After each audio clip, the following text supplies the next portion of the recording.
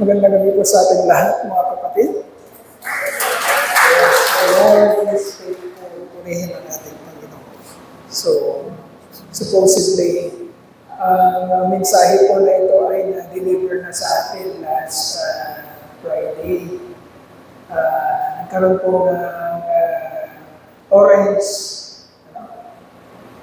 rain o warning signal sa pag-asa. So, hindi po tayo nagkaroon ng ating pong theology class last Friday. So, niloob ng Lord na ito po ay matunghayan natin sa gabi ito. Ito po ay continuation ng ating pong discussion or ng mensahe po na binigay sa atin ng ating Panginoon patungkol sa pagtalakay po natin ng eschatology or the study of end times na sinimulan po natin last Friday. Ginamit natin ang pagkakataon na yon, ang aklat po ng pahayag, Revelation chapter 20. So, last Friday, we have discussed the end of sin, the end of death, the end of Lucifer, the devil, the enemy of God, and everyone, the devil and his demons, and everyone whose names had not been written, was not found in the Lamb's Book of Life. So, sinabi ko rin po sa inyo ang aking pong bias patungkol sa aking paniniwala patungkol po sa eschatology. So, kahit tayo po ay nagbigay ng tatlong position, kung ano pong pinapaniwalaan patungkol sa eschatology, inihiyag ko po yung sa akin. Bagamat sinasabi ko po na kung tayo magkakaiba-iba sa pananaw o sa position patungkol po sa eschatology, dahil po ito hindi pa nangyayari o hindi pa talaga nagaganap, because this is the study of the end times. Ito po ay tinatawag nating non-essential. So, hindi po ito nakaka-apekto sa inyo pong pananampalataya or sa paniniwala na po patungkol sa salvation. Kahit na po tayo nagkakaiba-iba dito. But for me, personally, ako po'y naniniwala sa chronological arrangement ng kung paano ito ipinaliwanag dito po sa aklat ng pahayag or sa aklat ng Revelation. At kaya nga po, pinesisyon ko yung aking pong paniniwala doon po sa pre-millennialism. Okay? So, my belief is leaning to the position of pre-millennialism. Okay? So, before natin puntahan yung chapter 21, kailangan nating maintindihan yung pag-aaral natin ng end times or eschatology, mga kapatid. Simulan natin doon po sa second coming ni Jesus Christ. Okay? Ang second coming ni Jesus Christ as chronologically ordered doon po sa Revelation is mababasa natin sa chapter 19 of the book of Revelation. Although hindi natin dinidiscuss pa ito. Dahil nagsimula po tayo sa chapter 20 ng Revelation. Last Friday. Okay? Pero yun po ang pagkakasunod-sunod niya. Chapter 19 talks about the second coming of our Lord Jesus Christ. And then, in our study, in our theological study, yung Revelation chapter 20 naman po, pagkatapos ng chapter 19 ng second coming ni Jesus Christ, na ihalayhay po natin kung paano ang pagkakasunod-sunod nito.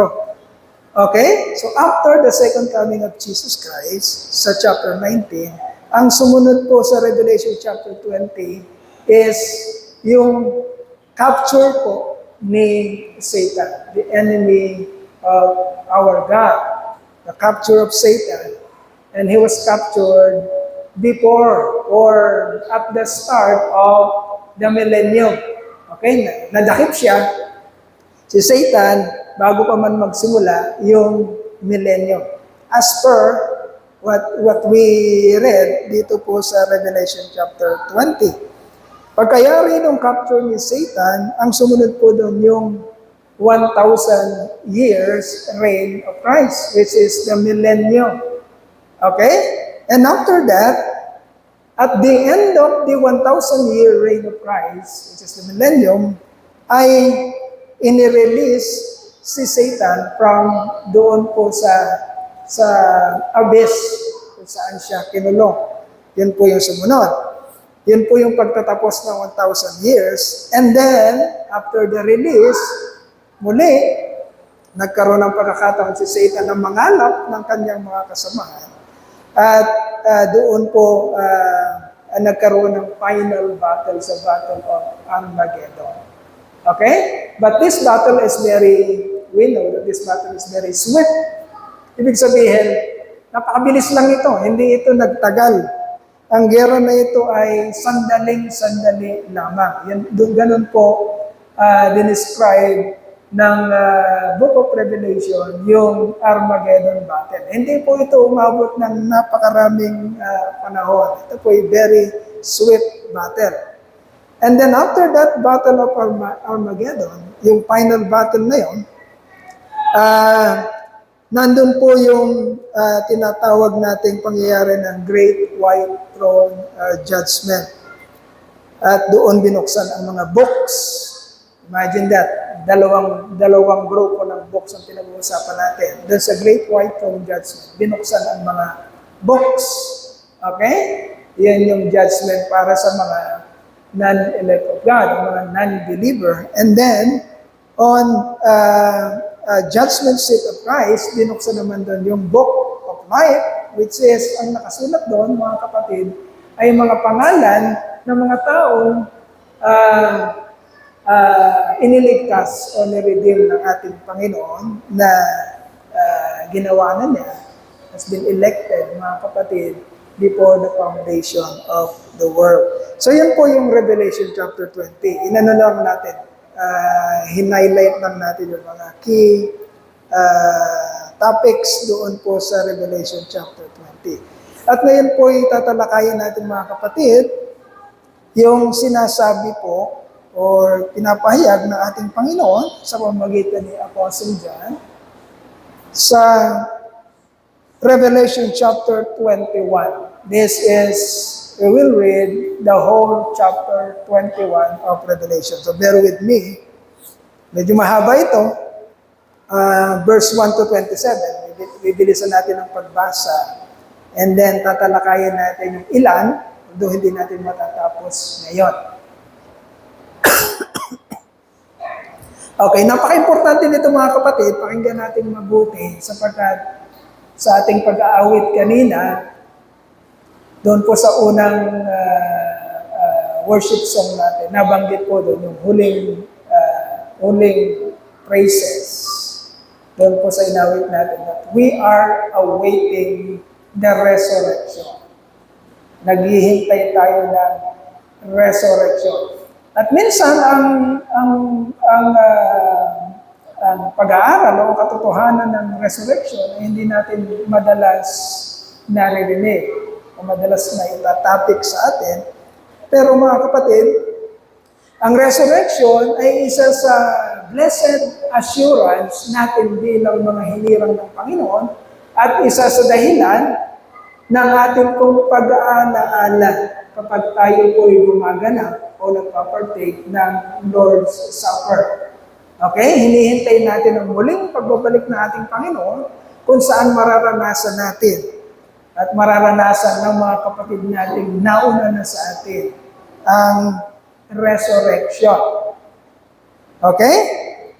So we will read Revelation chapter 21 verses 1 to 27. Simulan na natin sapagkat mahaba. Okay. Please sundan nyo na lamang po ako habang binabasa ko po ito. Sa Biblia, nandiyan naman sa ating board. Okay, Revelation chapter 21, the whole chapter says, Then I saw a new heaven and a new earth. For the first heaven and the first earth had passed away, and there was no longer any sea. I saw the holy city, the new Jerusalem, coming down out of heaven from God, prepared as a bride, beautifully dressed for her husband.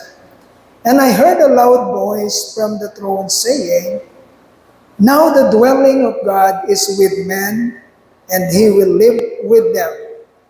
They will be his people, and God himself will be with them and be their God.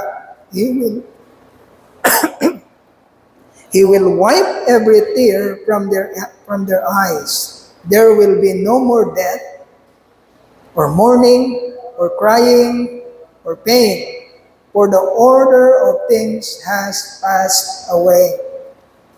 He who was seated on the throne said, "I am making everything new." Then he said, "Write this down, for these words are trustworthy and true." He said to me, "It is done. I am the Alpha and the Omega, the beginning and the end. To him who is thirsty, I will give to drink without cost from the spring of the water of life. He who overcomes will inherit all this, and I will be his God, and he will be my son. But the cowardly, the unbelieving, the vile, the murderers, the sexually immoral, those who practice magic arts, the idolaters, and all liars, their place will be in the fiery lake of burning sulfur. This is the second death. One of the seven angels who had the seven bowls, full of the seven last plagues, came to me.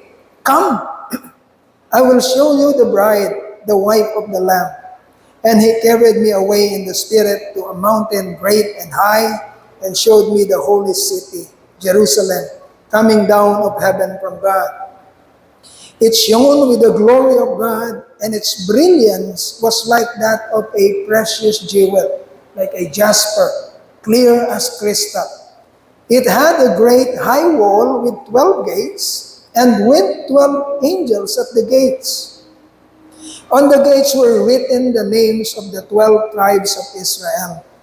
There were 3 gates on the east, 3 on the north, 3 on the south, and 3 on the west. The wall of the city had 12 foundations, and on them were the names of the 12 apostles of the Lamb. The angel who talked with me had a measuring rod of gold to measure the city, its gates, and its walls. The city was laid out like a square, as long as it was wide. He measured the city with the rod and found it to be 12,000 stadia in length, and as wide and high as it is long. He measured its wall, and it was 144 cubits thick by man's measurement, which the angel was using. The wall was made of jasper, and the city of pure gold, as pure as glass. The foundation of the city walls were decorated with every kind of precious stone. The first foundation was jasper, the second sapphire, the third chalcedony, the fourth emerald, the fifth sardonyx, the sixth carnelian, the seventh chrysolite, the eighth beryl, the ninth topaz, the 10th chrysoprase, the 11th jacinth, and the 12th amethyst. The 12 gates were 12 pearls, each gate made of a single pearl. The great street of the city was pure gold, like transparent glass. I did not see a temple in the city, because the Lord Almighty and the Lamb are its temple. The city does not need the sun nor the moon to shine on it, for the glory of God gives its light, and the Lamb is its lamp. The nation will walk by its light, and the kings of the earth will bring their splendor into it. On no day will its gates ever be shut, for there will be no night there. The glory and honor of the nations will be brought into it. Nothing impure will ever enter it, nor will anyone who does what is shameful and deceitful, but only those whose names are written in the Lamb's book of life. So the title of the message tonight is God will make everything new. Okay? God will make everything new.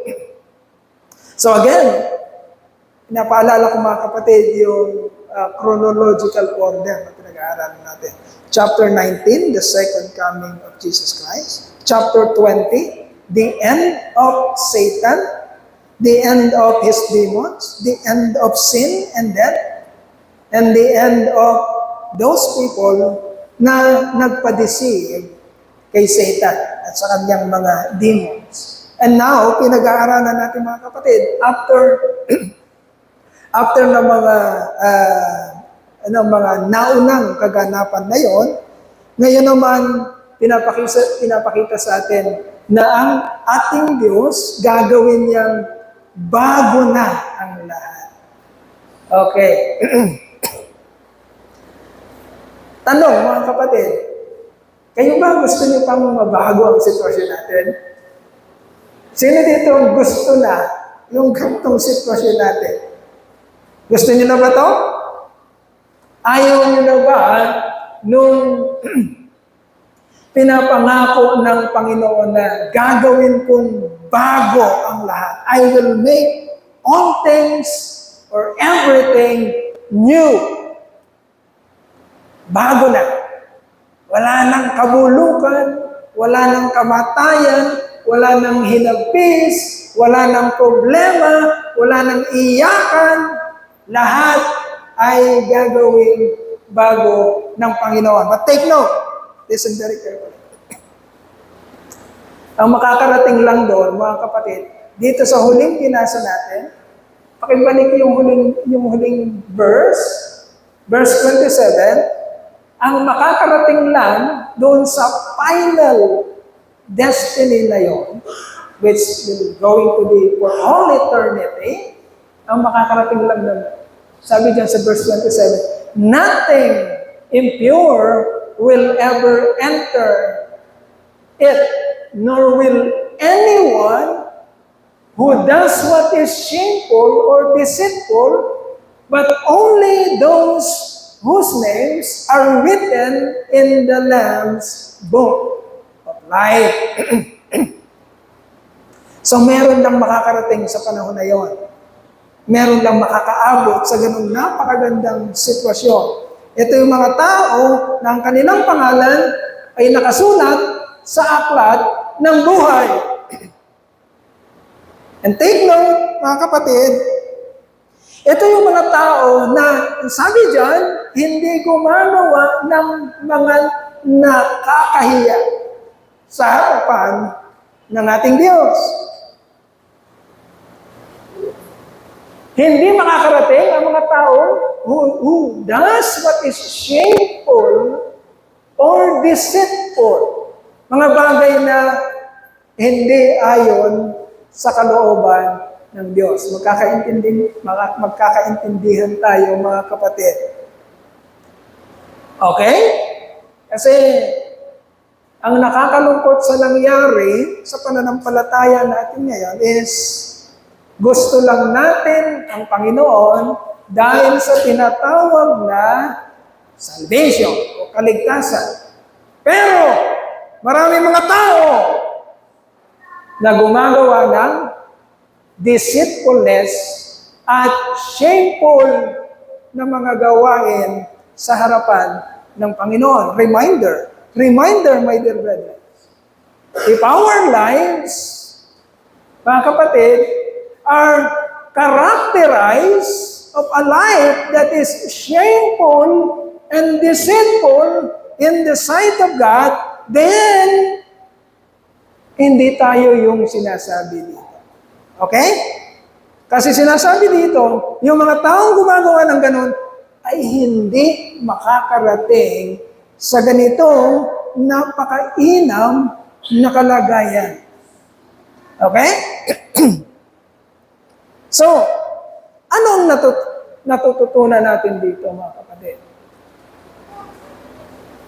Point number 1 is, my dear brethren, the earth, ang mundo na ito, the earth, as we know it, will not last forever.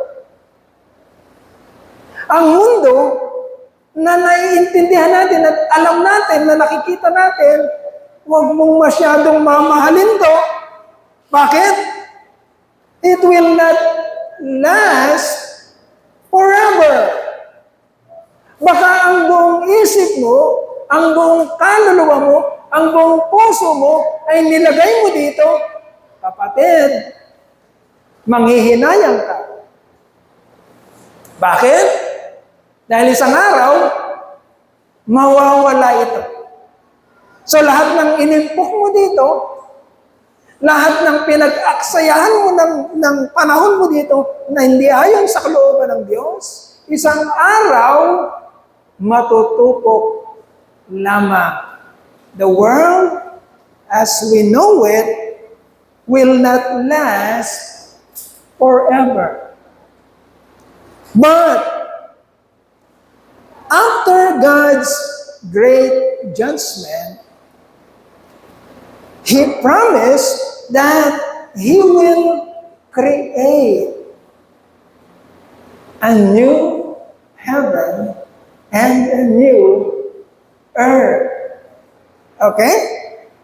Pagkatapos ng lahat ng kaguluhan, pagkatapos ng lahat ng judgment, mga kapatid, pagkatapos ng lahat ng kaguluhan, ng pagkawasak na ito, may pangako naman ang ating Panginoon. Isa yan sa blessed assurance na tinatanggap natin habang tayo'y nagpapartake ng Lord's Supper. At our God, our Lord Jesus Christ, will come again for the second time para ipagsama tayo to bring us back doon sa ating original na kalagayan. Okay? Doon sa kanyang kaluwalhatian. Will bring us with Him in His glory. He will create a new earth. Kaya tandaan natin, mga kapatid, tandaan natin, baka tayo, lalo na young people, young professionals, baka tayo masyadong naliligaw at masyadong nalalansi na iniiwan natin ang ating Panginoon at tayo'y masyadong nakapokus sa mga bagay sa sanlibutan ito. I'm sorry. I'm sorry, my dear brethren. Lahat ng effort mo para sa mundong ito na hindi ayon sa kalooban ng Diyos, lahat yan mababaliwala lamang. Much worse,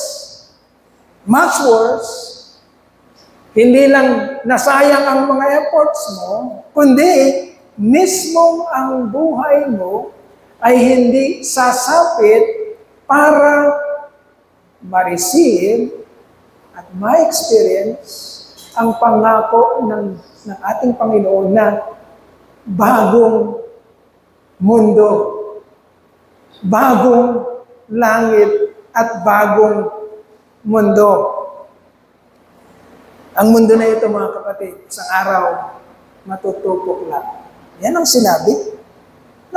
Meron pa ba dyan? 2 Peter chapter 3, verse 7 to 13? Meron ka ba? Naiiyan ko ba? 2 Peter chapter 3, verses 7 to 13. Meron? Wala? Okay. Pakisulat nyo na lang. Mga kapatid, 2 Peter chapter 3, verses 7 to 13, anong mangyayari sa mundo? 2 Peter chapter 3, verse 7 to 13,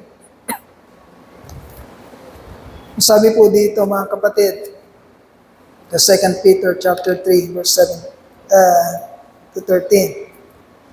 By the same word, the present heaven and earth are reserved for fire, being kept for the day of judgment and destruction of ungodly men.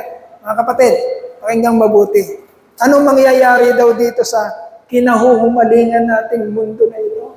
Ano daw ang mangyayari dito sa mundong ito? Sabi po ng 2 Peter chapter 3 verse 7, but by the same word, the present heaven and the present earth, ibig sabihin, the earth that we know, yung earth na ito na nakikita natin, kung saan tayo nakaka-experience ng buhay, ito mismo, ang mundo na ito, ang mundong ginagalawan natin ngayon, sabi dito, ay naka-reserve for fire. Being kept, naghihintay for the day of judgment and destruction, kasama ng mga taong tumutuliksa at lumalaban sa ating Panginoon. Yan po ang kasasapitan niya. Baka ini-imagine, hindi siguro totoo yan. Baka hindi mawawasak ang mundo. Kapatid, you better believe it, nakasulat. Kung hindi mangyayari yon, hindi yun isusulat ng Panginoon. Posible ba? Na ang mundong ito ay masunog? Baka iniisip natin, ang hirap yatang mangyari noon, na ang mundo ay masusunog. Mga kapatid, the best situation na pwede nating maisip, or my best guess, kung paano mangyayari ang pagkasunog ng mundo na ito, mga kapatid, is, we know that in our days, my dear brethren, created na ang tinatawag nating nuclear weapons. Created na yan. And we know the devastating effects of these created weapons that can destroy not just mankind, but that can destroy even our earth as we know it. Okay? Nandiyan na yan. That is why, para sa akin, yun ang aking best guess. Na hindi na tayo mag-i-imagine, paano mangyayari yun? Totoo ba? Pwedeng matupok ang mundo. Mga kapatid, dito pa lang sa kinreate ng tao na nuclear weapons, kaya na talaga. Kung mapapanood niyo yung mga simulation, pagka nagkagulo ang sandaigdigan at pinasabog lahat ng nuclear, kapatid, talagang matutupok ang sandaigdigan. Ganon ang mangyayari. We don't know how the new earth will look. We don't know where it will be. Di natin alam. But God and His followers, according to what we have read,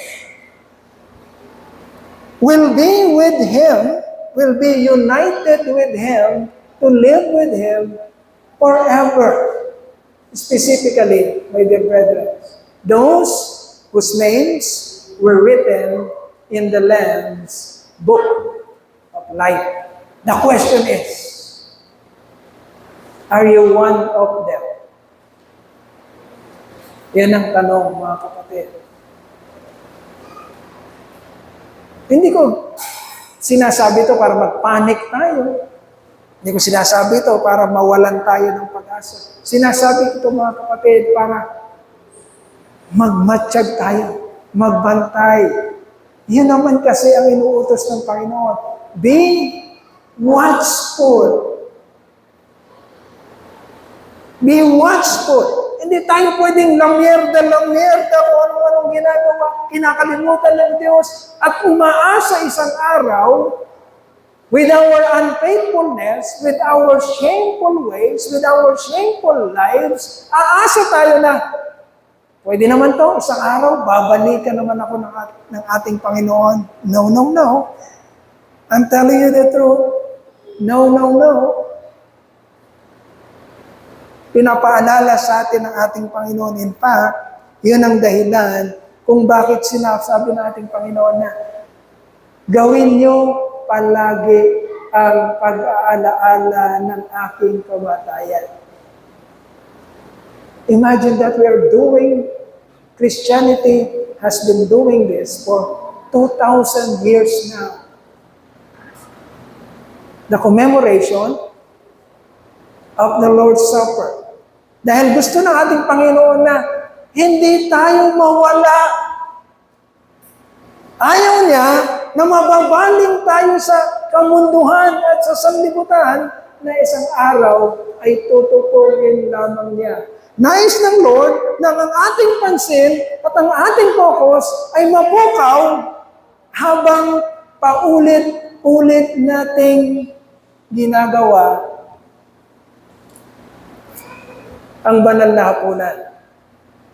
And we are commemorating the Lord's Supper. God is reminding us that there is a promise for us. One day, He will come back and He will take us to His glory. Tayo, mga kapatid, na umaasa. Tayo na patuloy na sumasampalataya. Patuloy na nag-aabang sa Kanya. So tatanungin mo yung sarili. Kung meron pala na isang panahon o isang lugar, isang napakainam na lugar, that is the new earth, na inihahanda ang Panginoon, at tanungin mo yung sarili, kasama ba ako doon?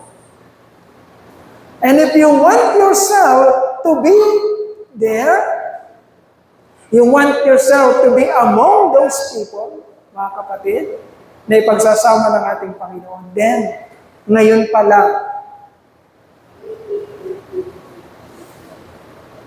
tingnan mo ang iyong sarili. Ang buhay mo ba ay nakapattern? Ang buhay mo ba ay nakakamuka ng mga pagkakakilanlan ng mga taong ang kanilang pangalan ay nakasulat sa aklat ng buhay. Kasi kung hindi, listen very carefully, kung hindi ganun nakapattern ang buhay mo, kung ang buhay mo ay pinapattern mo sa sanlibutan, kung ang buhay mo ay naglalamyer sa sanlibutan ito, nakakamukha mo yung mga mapapahamak, I'm telling you the truth, wala kang inaasahan sa Panginoon. I'm telling you the truth. Kailangan marinig niyo ang katotohanan, mga kapatid.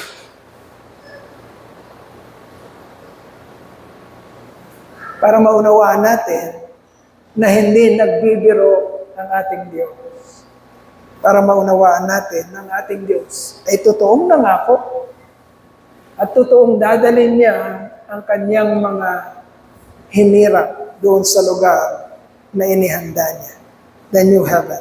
And then, point number 2, which we will end with this point number 2. New earth and New Jerusalem is where God lives among His people, specifically His elect. Those names were written in the Lamb's Book of Life. The praise coming down of heaven from God, now the dwelling of God is with men, and He will be with them. God comes down to be with us. Okay? May papaliwanag natin ano ibig sabihin. Just as He did when God became man in His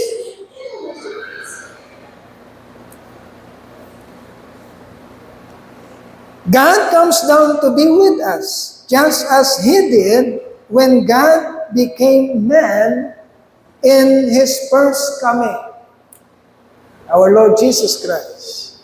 And He lived among us 2,000 years ago. He died for us. He sacrificed for us. But this new earth and this new heaven, mga kapatid, ito ay mararanasan natin sa second coming ng ating Panginoon. This is after the millennium, the 1,000-year reign of Christ. Okay, trivia. Anong itsura natin sa panahon na yon? Okay, trivia. Meron tayong dalawang body or spiritual body na pag-uusapan ngayon. The heavenly body and the glorified body. Parehong spiritual to, mga kapatid. Pero titingnan natin, ano tayo? Anong itsura natin? Tayo ba'y parang magiging anghel?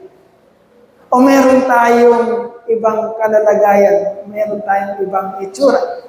So ano yung heavenly body? Ano yung glorified body? While both bodies are spiritual, parehong spiritual yan, meron niyang pagkakaiba, mga kapatid. Heavenly bodies, as 1 Corinthians chapter 15 verse 44 describes, is a body designed for the spiritual realm. This heavenly body is no longer bound by earthly natural limitations. Okay, best example is parang yung mga anghel. Okay? Although hindi pa natin talaga sila nakikita.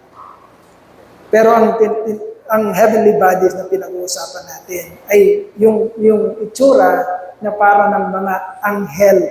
Okay? Talagang created sila para doon sa spiritual realm. Okay? Yun ang heavenly body. What is glorified body? Ano yung glorified body? Okay? Ang glorified body, mga kapatid, as Philippians chapter 3 verse 21 puts it, is a body, listen very carefully, raised from the physical death, transformed, perfected, and free from all effects of sin. Okay. Yung glorified body, ito yung magkakaroon tayo. Ito yung katawan na tinatawag natin isang araw na mare-resurrect. Okay? Sino ang unang na-resurrect, mga kapatid? Jesus Christ. He is the firstborn among the resurrected people.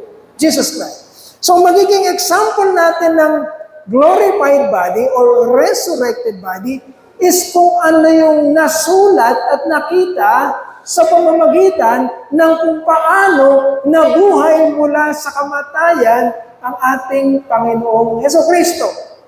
Okay?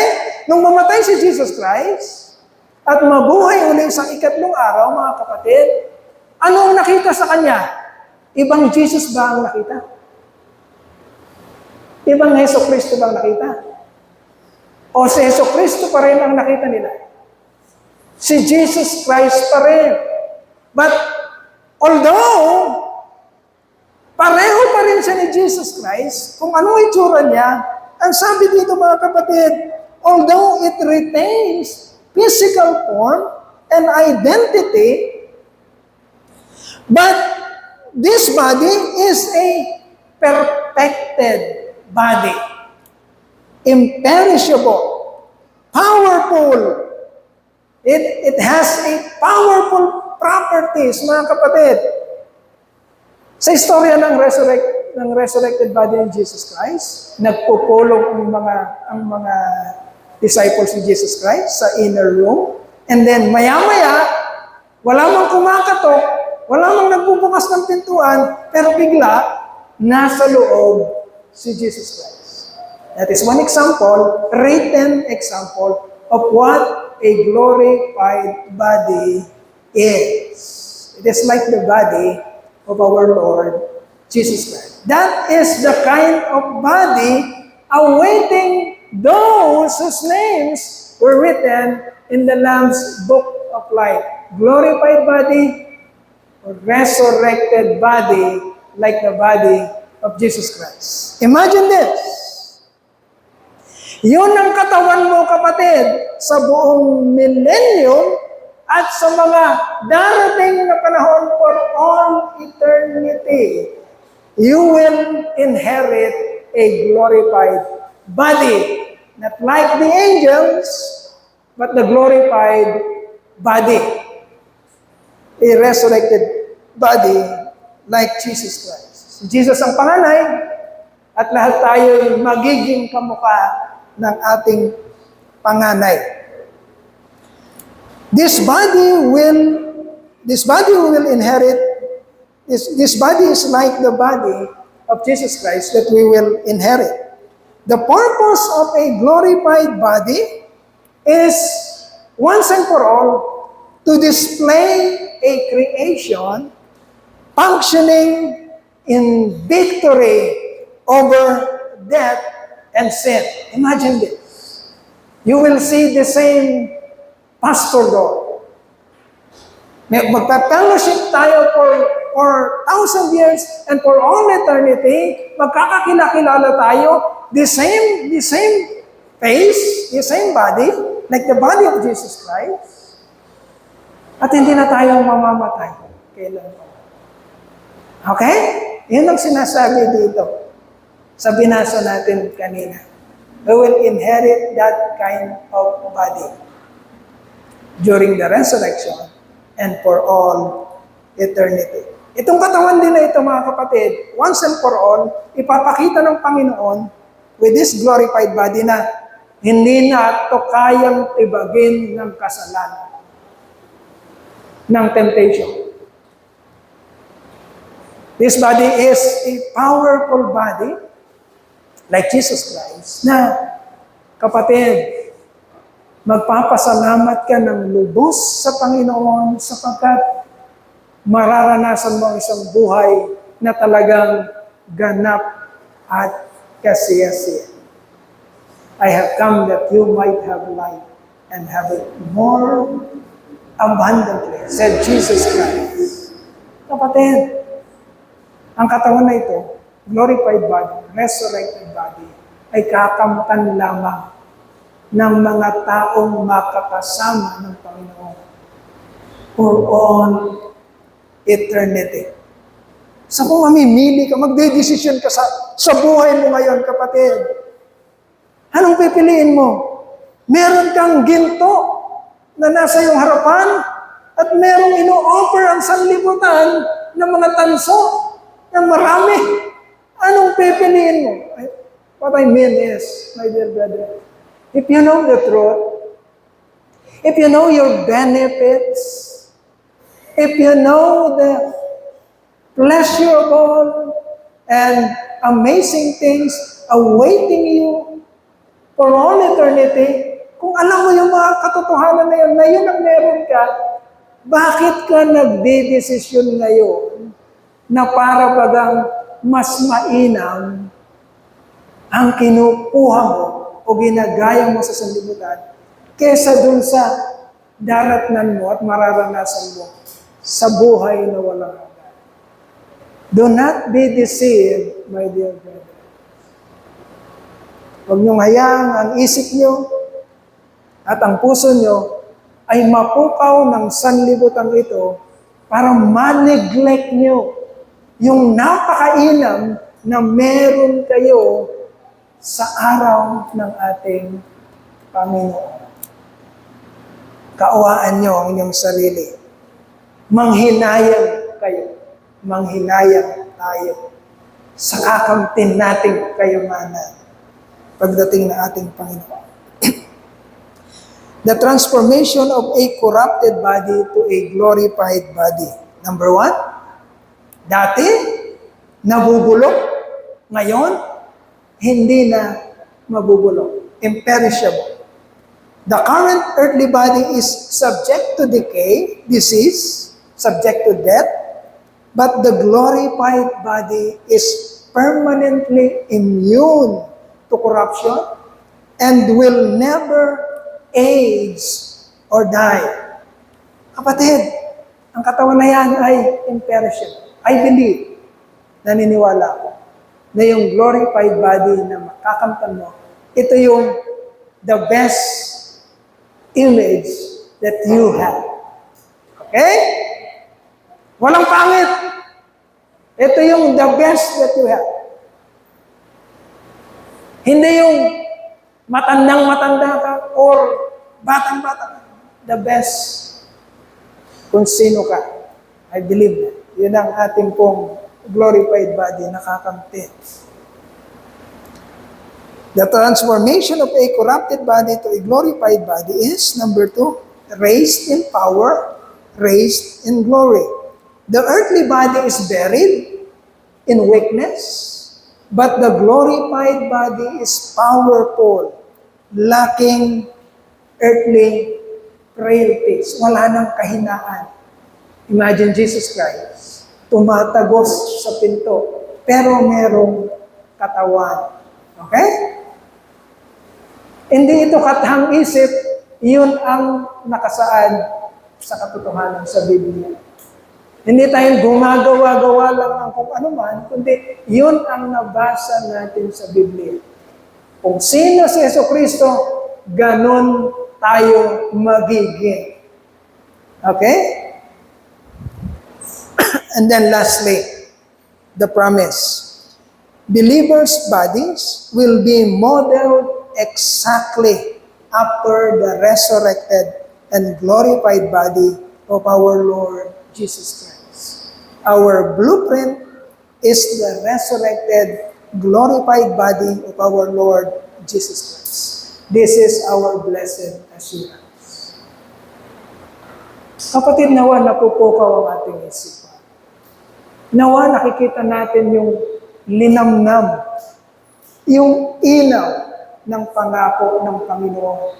At naway, ang kagandahan nito ay nagsisilbing encouragement sa atin, nagsisilbing ilaw sa atin, na kapag dumating ang kapagsubukan at binibigyan kanya ng suggestion or ng pagpipilian, yung pangako ba ng Panginoon o yung saya ng gagawin mo sa sanlibutan? Mga kapatid, nawa yung ilaw o katotohanang naririnig natin ay lumalagay na mas malakas, mas matingkad, mas maliwanag kesa sa kinang na ninanais ipandaya sa atin ng sanlibutan. If you have your choice, my dear brother, nawa yung malinaw na pakikinig nyo, malinaw na pagkaunawa nyo sa katotohanan, ang maging paraan ng Diyos para maiwaksin natin ang kasalanan, maiwaksin natin ang pandaraya ng kaaway, maiwaksin natin ang tukso, at yakapin natin ang pag-asa na meron tayo, kakasapitan natin pagdating ng ating Panginoon. The commemoration of the Lord's Supper, my dear brethren, is for us to be reminded, for us to be focused, my dear brethren, on our blessed assurance. Our God, our Lord Jesus Christ, has sacrificed Himself, His body, His blood, for us, so that we who are His elect will not be deceived, will not be lured by the enemy and be brought to his damnation, but will be prepared by God. Magprepara tayo ng ating Panginoon, mga kapatid, doon sa pagtugaygay at pagpupokus, pagpansin, kung ano yung meron tayong nakalaan. Kung ano yung meron tayong inaabangan. Kung ano yung napakainaw na kalagayang inihanda ng Panginoon para sa atin. He has sacrificed so dearly for us to be brought back to His glory, my dear brethren. At nawang magtagumpay tayong lahat. Walang maiwan ni isa man sa atin. Listen very carefully. Walang maiwan ni isa man sa ating mga taga-truth and life Christian Church. Naway palagi yung maalala ang katotohanan, mga kapatid, habang tayo ay nagpapartake, nagkukommemorate ng Lord's Supper. Palakpakan po natin at purihin natin.